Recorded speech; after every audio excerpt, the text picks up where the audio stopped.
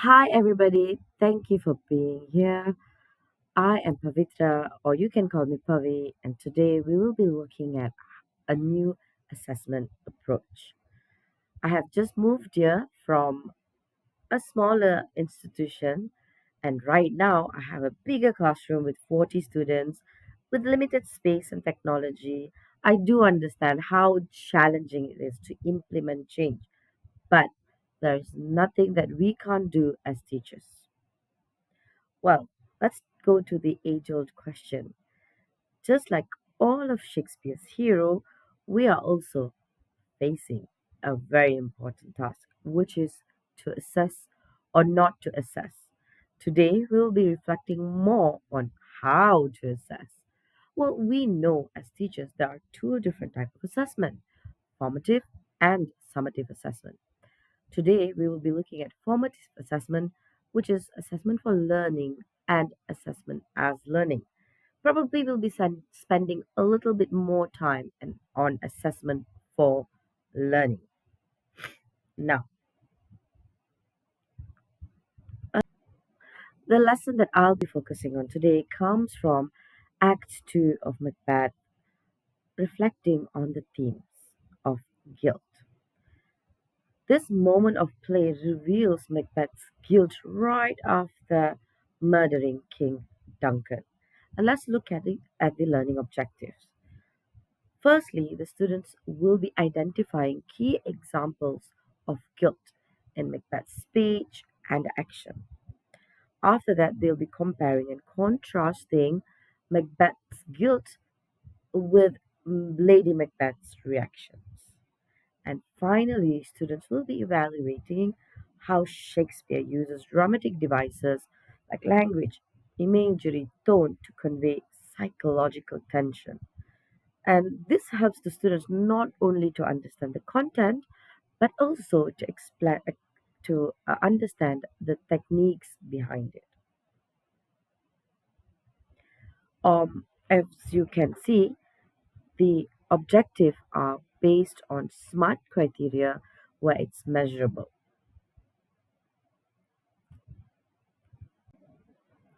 As I mentioned earlier, in our lesson, we will be using both assessment for learning and assessment as learning. Now, assessment for learning helps students to progress during lessons, and for us teachers, it helps us to gauge where they are at. Do they understand what we are teaching? And it also really helps us to chunk our lessons before moving further. There is no point of us at the end of our 1 hour lesson to find out the students didn't even understand the second task or the first task. And when it comes to um, monitoring progress, it helps the teachers to adjust as well before moving on to the next section. Whereas assessment, I think I'll focus on assessment for learning and then I'll move on to assessment as learning.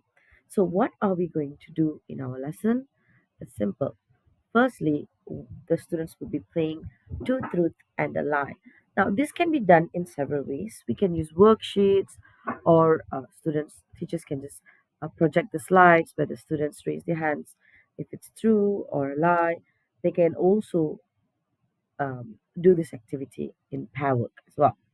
Now, after they are done with that, there are character comparison as tables. So now that they've reflected on the character, they can look at the remorse, circle of remorse task. Yeah. And then finally, students will be discussing using the four corners to discuss themes. And they can choose which themes that they will be reflecting on, or they can focus more on annotated reading where they act it out. So teachers can make informed decision based on assessment for learning and pick the right task for their class. At the end, students will be having a whole class discussion on on unpacking Shakespeare's technique while they are analyzing the themes. Let's shift our attention to assessment as learning. Now, this is where we are empowering our students to monitor their own learning, to ask themselves metacognitive questions, to make them really think about their own thinking and their own learning and their own progress. So, how do we do this?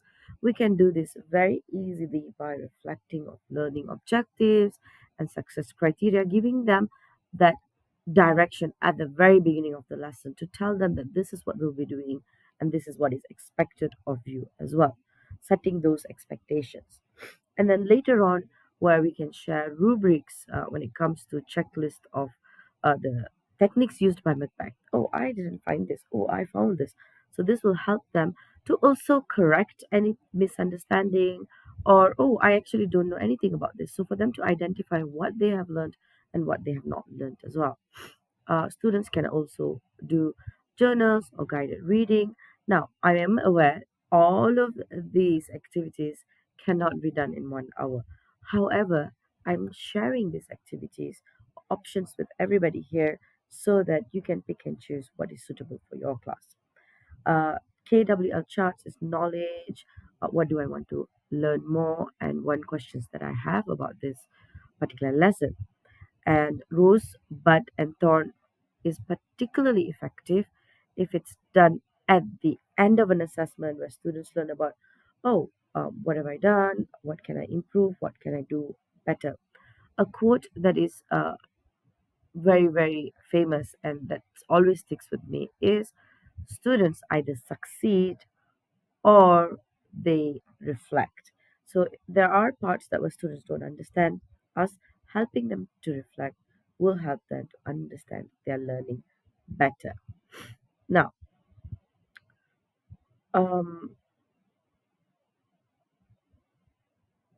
all right. You may be Now, thinking, how all right, that sounds do we interesting, show that but we can how evidence do I even assessment know for that there is learning learning when it happening comes to based on these assessment for assessments? learning and It's not like assessment summative assessment. I have as learning? tangible So, evidence. firstly, So how when do we I do the gauge truth learning or in this a classroom? lie, we can So this immediately is know how students we if they can understand the gauge story or learning. content of it So when it before comes we to move two further on truths or analysis. And lie, that's if really it's in a pivotal worksheet because format, we we can't very do easily we analysis can without understanding distinguishing the the students story. know what they don't Now, know.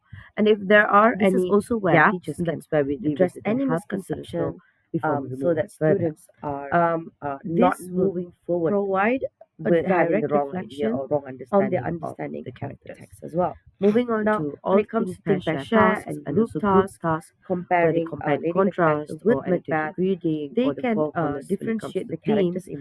Now, emotions, this actually and allows also at the students to same learn time, in a natural when they are condition reflecting with a where friend, in a they'll be like, social oh, that's a different environment they perspective to pick look up at it. uh, So they self perceptions, correct they any model misunderstanding examples and or answers they from add other on friends. any So further this will information layer and elevate from the their own rich answers as discussions well. that they are having. Now, And this also can be when it gauged comes to by the comparison table that is self given reflections to using the the students rubrics or and using the also the checklist, information that this they are writing. really Now, when it allows comes them to assessment as to learning, so using the reflections, the success criteria, and the checklist, very clearly ex- students themselves can go through the checklist and see, you oh, may be and thinking, from the all right, checklist, that the sounds teachers interesting, can see but evidence how of do I them even know reflecting that on there their is own learning learning and happening what they can do to based on support these the students. assessments?